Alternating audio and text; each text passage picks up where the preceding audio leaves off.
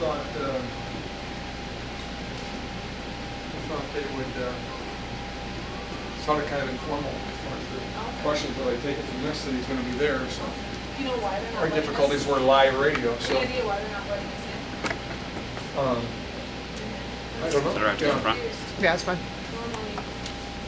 Normally, yeah. you know, because I think they're just educating them on the doctor. Yeah, I think it was Kathy Nessett doing the kind of thing we've heard 100 yeah, times. Yeah, that'd be better photo than this. Yeah, no kidding.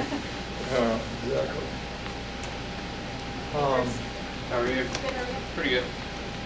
As soon as he's going to be here, I'm going to kind of put the mic here so I can hear your guys' questions too. I'm going to have to be over there, so it'll be a challenge. But if you could talk nice and loud when you're asking questions, that'll help.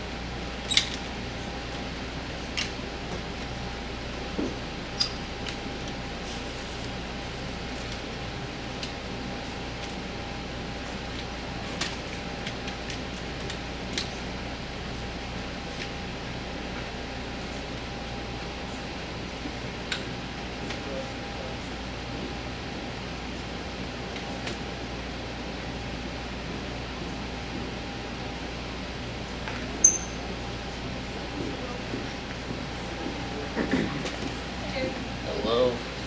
Morning. Good morning.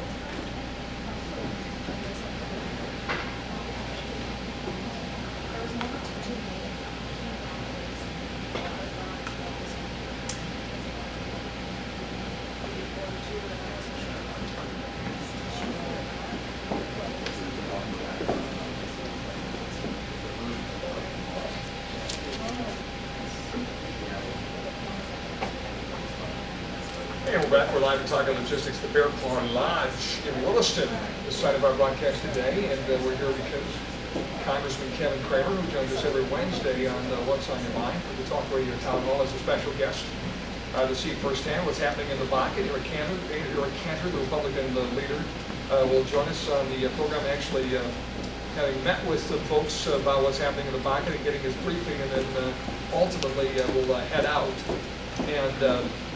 and actually see a first-hand tour. So we'll get a chance to visit with him a little bit before you're part of a press conference of some of his thoughts after the briefing, before the tour coming up. I want to tell you about our weather forecast for today. First in the valley, we're looking at a sunny and hot day with another Another scorcher, 91 for a high. Heat index values up there around 95. East-southeast wind at 8 miles an hour. Some showers and thunderstorms likely tonight, mainly in the early morning hours. Mostly cloudy, low around 70 with a south-southeast wind at 6 to 10. Chance of precip at 60%. We're talking new rainfall amounts, half, 3/4 of an inch possible tonight. So that will no doubt be welcome for growers. As hot as it's been, not much moisture left in the home stretch of the harvest here. Thursday, a 30% chance of showers and thunderstorms, mainly before 11 a.m. Partly sunny and hot with a high near 90 degrees. Heat index values as high as 96. East-southeast wind at 9 to 15 with gusts as high as 18 miles an hour. New rainfall amounts between 1/4 and 1/2 inch possible tomorrow. Then Thursday night, partly cloudy, around 66 with an east wind at east-southeast actually 8 to 10 miles an hour. Friday, sunny and hot, high is 90. Northeast wind 6 to 8 miles an hour. Friday night looks like a 20% chance of showers and thunderstorms. Clear and 66 outside of the showers. Saturday night, showers and thunderstorms 62. Sunday, sunny, high near 77. First part of next week as we look into Labor Day, sunny with a high near 76. So cooling off considerably there, 81 Tuesday. Let's check the oil patch as well today. Isolated showers and thunderstorms, mostly sunny and a high near 90 degrees in much of the patch. Upper 80s, but could hit 90. Southeast wind at 5 to 13. Gusty winds as high as 20 miles an hour. Chance of precip at 20% tonight. Scattered showers and thunderstorms mainly after 11. Mostly cloudy with a low around 64 degrees. Southeast wind at 5 to 10, becoming light after midnight.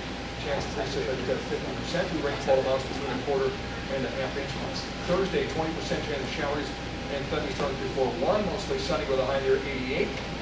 Thursday night clear, low around 57. Calm winds becoming southeast around 5 miles an hour after midnight. Friday, 30% chance of showers and thunderstorms after 1 o'clock. Mostly sunny with a high near 91 degrees on Friday. Then Saturday looks like sunny, mid-80s. Sunday, sunny near 79. And you notice after we get past the precip that's in the forecast for today and tonight, there is none through the weekend. We're looking at Labor Day, sunny, high near 82.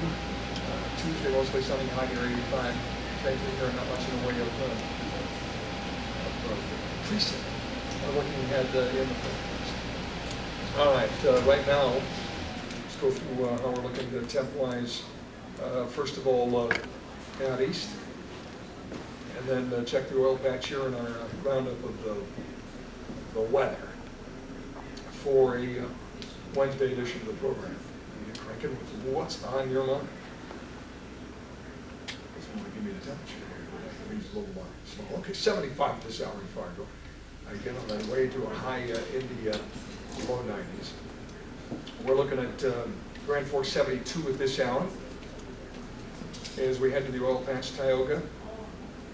64 degrees at this hour on the way to that 88 degree day. 66 degrees in Minot. Now in Dickinson, 64 degrees. And how we're looking weather-wise around the region. So again, to recap, in the valley, sunny and hot today, near 90. Showers and thunderstorms likely beginning tonight, and a slight chance of those into tomorrow as well. Oil patch, not quite the mid-90s, but upper 80s for sure under sunny skies. Windy day, slight chance of showers today, but we do get into a bigger chance of showers as we get to tonight and tomorrow, as well as Thursday, as well as slight chance, 30% chance of showers and thunderstorms mainly in the afternoon on Thursday. We're going to have in the forecast. What's on your mind straight ahead? We'll be joined by Cantor Nessett of Nessett Consulting, just to talk about sort of the fundamentals of the Baaken right now and how things are looking. We'll also chat with Ward Kozer. He's going to join us in the 10 o'clock hour. Mayor of Willisotn, to talk about where things are at in the way of development and things coming along in that regard. And then Eric Cantor will join us. We'll pick up the press conference with the Republican leader as well as part of what's on your mind. And of course your calls, questions, and comments at 800-228-0550, 800-228-0550. If you haven't had a chance to check on our Facebook page yet, do that. Weigh in on the questions of the day, which you can find there, including the 50th anniversary of Martin Luther King Day today. Getting your thoughts on that topic and the state of race in America today. So, forward to that conversation coming up today on the program we call What's on Your Mind, our questions of the day. And questions for our guests at 800-228-0550. Syria, of course, one of the questions we'll certainly ask Eric Cantor about, whether the president ought to go to Congress to approve any military action against Syria. All that coming up on the program we call Or they'll What's call on you Your Mind. Friday. Straight ahead, don't go away. Yeah, that ain't gonna happen. Yeah.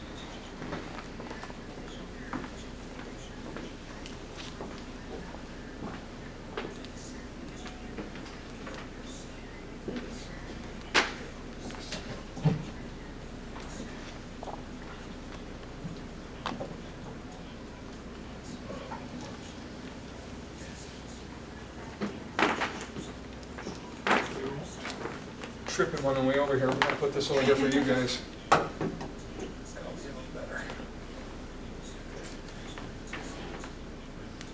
You guys just all going to stand up. You got to stand behind your cameras, I suppose.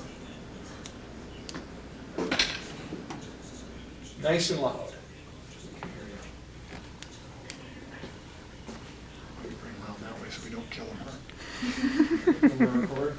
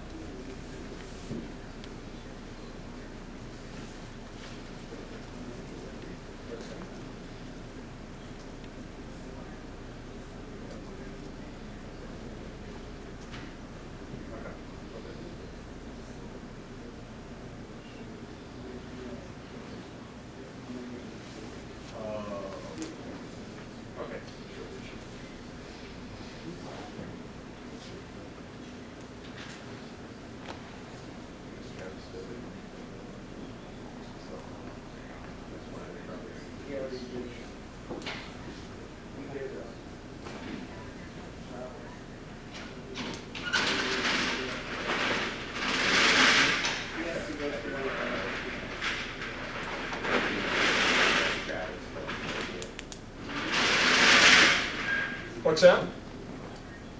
Did you get Steve?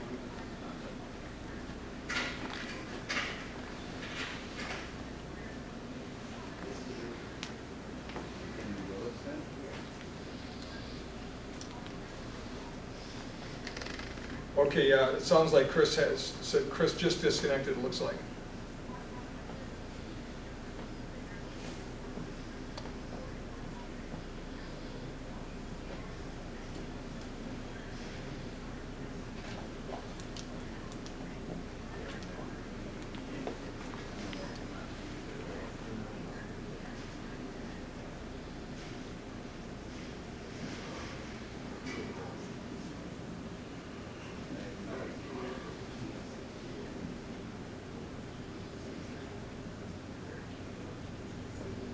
Are you hooked up on 10 yet?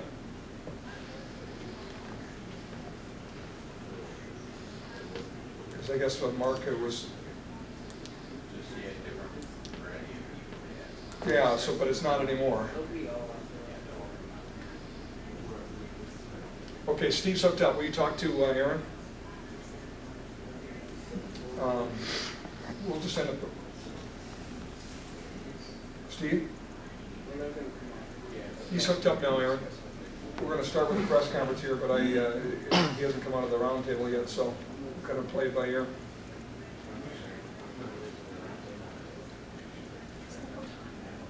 Oh, he doesn't have you connected on 10, Steve. He does not have you connected on 10.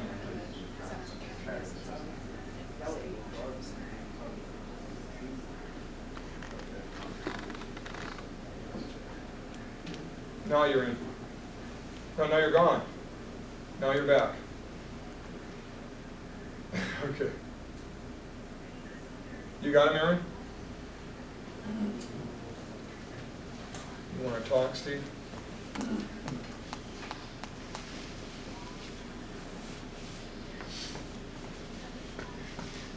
So maybe that's not good. I should be in person here. But this first part of this is probably going to be pretty hairy carrying on the press conference.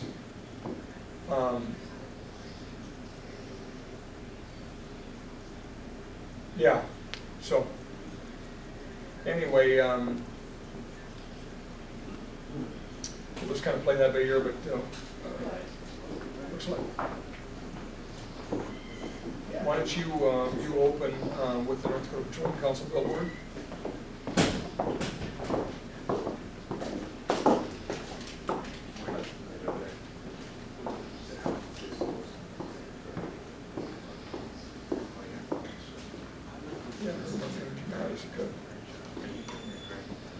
So you open with that, and then just pitch to me here, and I'll just kind of play it by ear based on when we're going and pick up the press conference.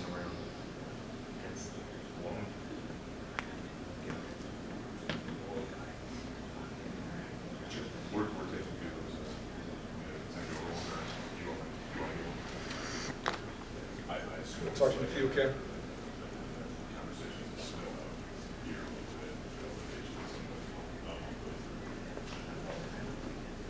Steve, talk to you in a few on the air. You open with the Petroleum Council billboard and pitch to me when you're ready. Right. Okay. I think that. See ya.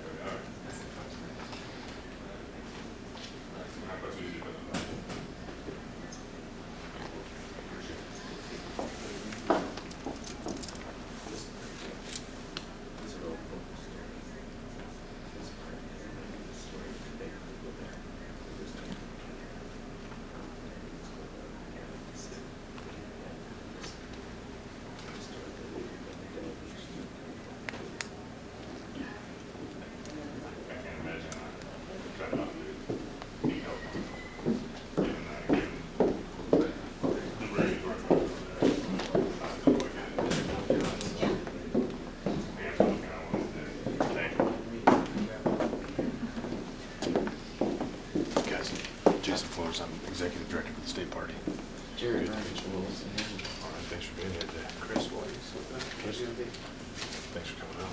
Hi, Amy Baaken, Foreign Service. Hey, how are you? We haven't had a chance to meet yet. Yeah, do you have a card? I do, yeah, actually. Oh, Okay, hello, Jennifer. Nice to see you. thanks for coming out. Appreciate it. There's still wrapping up conversations in there, you know how Sure. stuff goes, unfortunately. But we'll get them on here sooner. Will we be able to take one and push it to? Unfortunately, that's not for me to decide. Chris will probably let you know. I'm just trying to help out. Okay, As of sure, 10 after sure. today. So we'll talk to Chris when she gets back out here and figure out exactly what they want to do. Okay, okay, thanks. Sure. Appreciate it. You know how to track me down, right? Yeah, of course. It certainly is, and Kevin Cramer today invited, in fact, when Kevin was on with us last week, Wednesday, he was recapping his trip to Israel.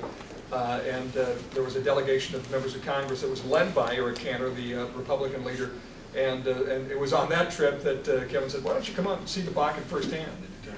If we get more places in the United States to do what the Baaken is doing and lead the way, then we can be a little choosier on what particular engagements we're in. And now, coincidentally, obviously, we're looking at Syria right now, and what should the United States involvement be? And a lot of our audience saying, no mas, no more, and of course those decisions are easier when we have energy removed from the table and have more national security in the way of energy. So it is important that folks like Eric Cantor, that our congressional leaders see firsthand what's happening here, and testament to Kevin to get him here.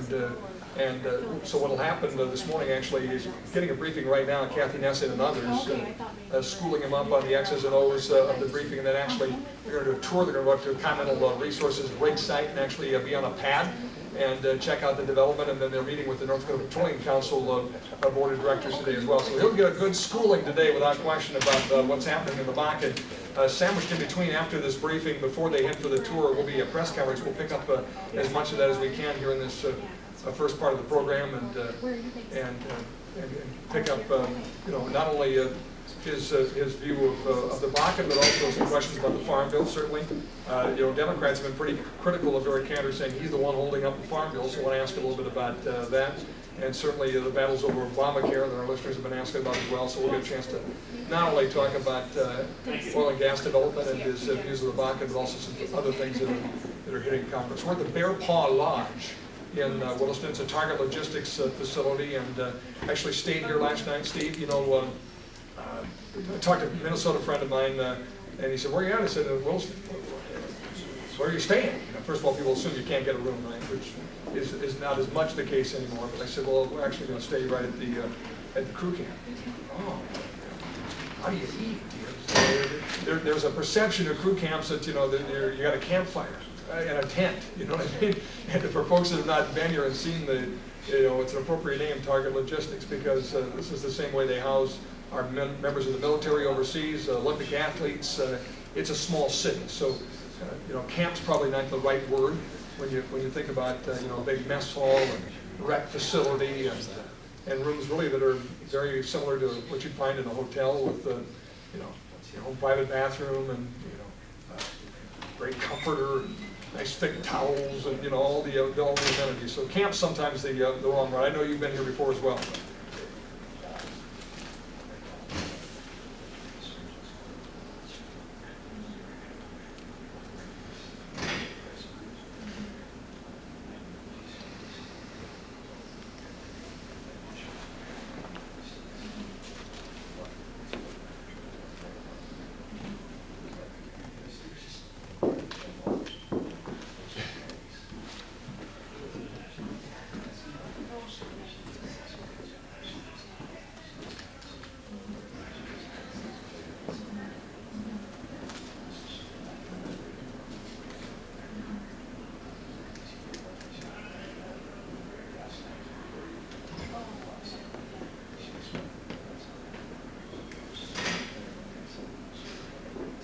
They do, and again, this is a very important part of the equation. I mean, this isn't I hope 10 years from now that there's no need for crew camps, right? That there's more of the permanent housing, of single-family housing, and apartments and townhomes and whatnot. But that can't happen immediately. So, that's a very important part of the solution, and they take good care of it.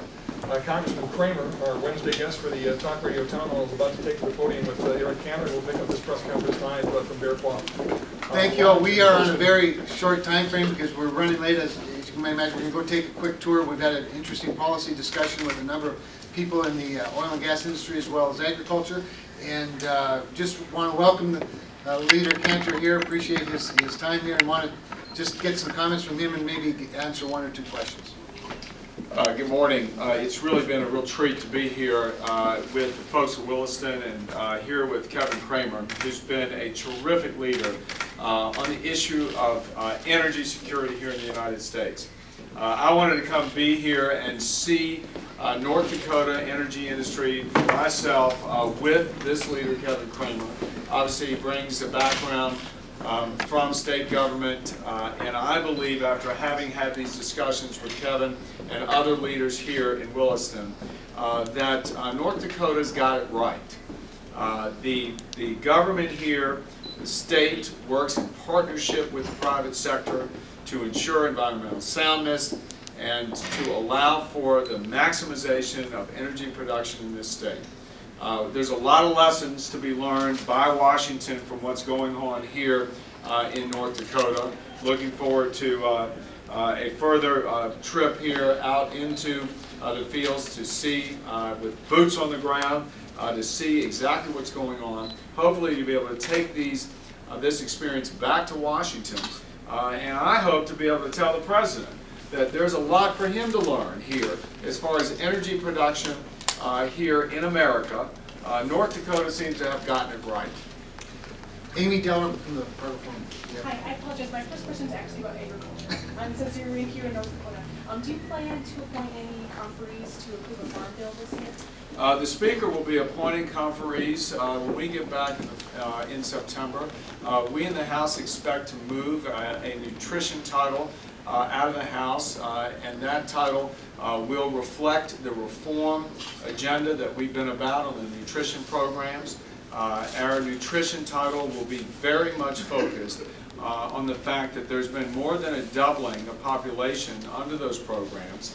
And in fact, so many of the beneficiaries of the program do need the benefit, but there's also many able-bodied people who are in that program that want to get back to work. And so we're going to put our emphasis on reform, on reducing the outlays, but to make sure that the able-bodied people can work if they get a benefit. I might just say to back that up, the leader has been a strong advocate for this farm bill, and I know that there have been some of our neighbors that have been less than honest about that point. I'm happy to say that Eric Cantor voted for the first farm bill that failed, where we only got 24 Democrat votes. Because of his strategic thinking, he built a coalition, separated the bill, found a way to pass it, and he voted for it again. The leader on the Democrat side, Leader Pelosi, didn't vote for either bill. One more? Can we get one more? Anybody? Willisotn Herald. Let's take the Willisotn Herald. Harold Hamm recently commented about the Keystone XL pipeline. That basically, it's been too long. It's not really a viable option anymore. What are your thoughts on that? Well, Harold Hamm obviously is familiar with the industry, so I don't want to question what he said. What we'll be about in Washington is to insist that we can put in place policies that move towards a national energy policy. We need a national energy policy. This administration has not gotten there. And frankly, with all the resources here in North Dakota in the Baaken, Kevin Cramer is going to be the leader on us, on our side, to try and push forward in terms of developing that energy policy, whether it includes more pipelines, more opening up of the resources, certainly in terms of federal lands. There's a lot of progress to be made there as well. And I do think, again, the North Dakota example is one that we should follow. I've got a question for you. Real quick. You've been talking about an oil policy for, let's say, how many years? 10 years? That we have not put one together? Well, I just comment on that. I think, frankly, if there's a policy that comes out of this administration, it seems to be one that is contrary to helping support the maximization of production of fossil fuels. We want to make sure that we lower energy costs for working people in this country. Lower energy costs means more jobs. Lower energy costs means bigger paychecks. That's what we're about in Congress, in the Republican majority, and want to continue to try and empower folks and give them a brighter future through affordable energy supply. I would say this about the House's action with regard to that. The House has passed 17 or 18 energy bills this Congress. The Senate has passed 4. Our bills have all been designed to streamline the process on federal lands or offshore, to enable the private sector to invest and create wealth and jobs. That includes everything from oil, gas, all the above. You hear a lot about all the above. Well, all the above doesn't mean just everything above the ground. It also means things under the ground. And for this administration, all the above has meant everything except fossil fuels. Well, guess what? We have a lot of fossil fuels in the form of oil, gas, coal, even nuclear that can be utilized to enhance our economy, make us more competitive in the global marketplace. We've done it in North Dakota with comprehensive planning. We can do it at the federal level. We just need a more cooperative, frankly, more cooperative